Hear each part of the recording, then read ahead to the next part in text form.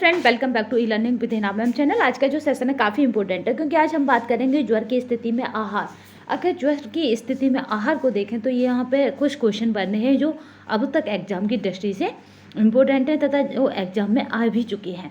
दोनों ही तरह से हैं, यानी PYQ का भी यहाँ पे रिपीटेशन हो रहा है, साथ ही ऐसे मुख्य तथ्य या ऐसे मुख्य पॉइंट जिनके दोबारा आने के चांसेस बन जाते हैं एग्जाम में। 5 वर्ष के बच्चे को तेज बुखार है, जो 2021 का क्वेश्चन है आपका। 5 वर्ष के बच्चे को तेज बुखार है और उससे निगलने में भी तकलीफ हो रही है, यानी उसको अगर आप खाना दे रहे हैं तो उसके गले से नीचे नहीं जा रहा।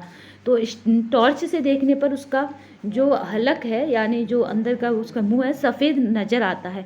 तो ये लक्षण किसके हैं? तो ये डिप्थीरिया के लक्षण होते हैं, जिसमें आपका मुंह जो है और यहाँ पर मुंह के नीचे जो गला होता है, यहाँ पे क्या है, सफ़ेद सफ़ेद दाने से नज़र आते हैं। तो ये कैसे हैं? सफ़ेद नज़र आता है। तो ये लक्षण किसके हैं? तो डिप्थीरिया के हैं। आप बताएंगे ये लक्षण किसके हैं? तो डिप्थीरिया के हैं।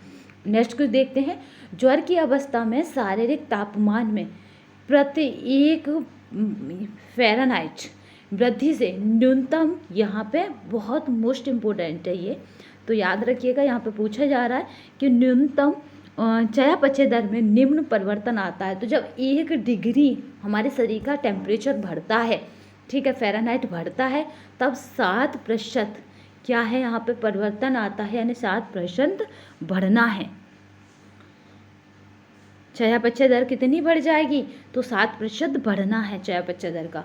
इसी तरह अगर यहाँ पे 2 कर दे, आने वाले टेस्ट में 2% फ़ारेनहाइट या 2 फ़ारेनहाइट वृद्धि हो रही है, तब कितना हो जाएगा? इसका जस्ट दूना हो जाएगा, याद रखिएगा। इसीलिए 1 को बस याद रखना कि 1 होता है तो 7% बढ़ना होता है। किसका? चयापचय दर में जो परिवर्तन आएगा वो 7% बढ़ जाएगा। इसी तरह से जो वृद्धि होगी वो वृद्धि से न्यूनतम चयापचय दर में निम्न परिवर्तन आता है कि 7% बढ़ना होता है। तो इसी तरह से अगर 2 फ़ारेनहाइट हो जाएगा तो 14 हो जाएगा, अगर 3 हो जाएगा तो 21 हो जाएगा। नॉर्मली अगर हम देखें तो हमारे शरीर का जो टेम्परेचर होता है, यहाँ पे ये भी बात कर लेते हैं, वो 37 डिग्री यहाँ पे सेंटीग्रेड होता है। और अगर इसी को हम कन्वर्ट करते हैं फ़ारेनहाइट में तो ये हो जाता है 90, यहाँ पे याद रखिएगा 98.4 फ़ारेनहाइट, ठीक है। तो यहाँ पे इस तरह से जो हमारे शरीर का टेम्परेचर होता है, याद रखें। अब सेंटीग्रेड ज़्यादा पूछा जाता है तो सेंटीग्रेड कितना होता है? तो 37 सेंटीग्रेड होता है, जिसको हम C से रिप्रेजेंट करते हैं। चलिए नेक्स्ट देखते हैं। यहाँ पे है वह बीमारी जो ओरल फीकल रूट से फैलती है, उसको क्या कहते हैं?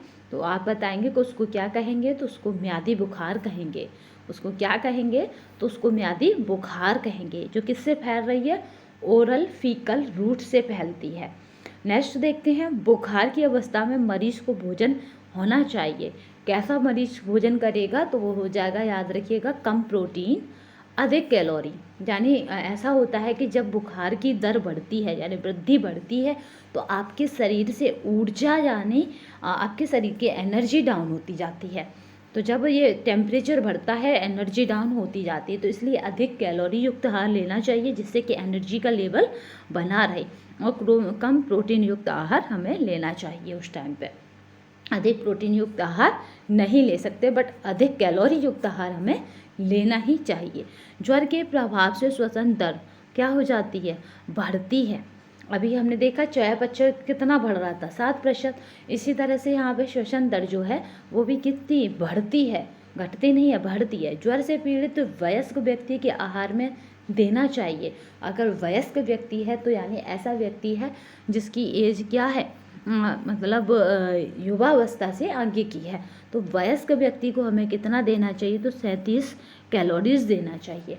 जो RDA ने चार्ट निकाला है, हम जल्दी ही उसको भी करेंगे, क्योंकि RDA का चार्ट से हमें कम से कम 4 से 5 क्वेश्चन आने वाले TGT PGT एग्जाम में मिलेंगे, क्योंकि RDA चार्ट जो है वो 2020 का आ चुका है हम सबके बीच, और वह न्यूनतम चार्ट है, क्योंकि नया चार्ट है, तो इसलिए वहाँ से क्वेश्चन बनेंगे ही बनेंगे, और वहाँ से क्वेश्चन हमें 4 से 5 देखने को मिलेंगे।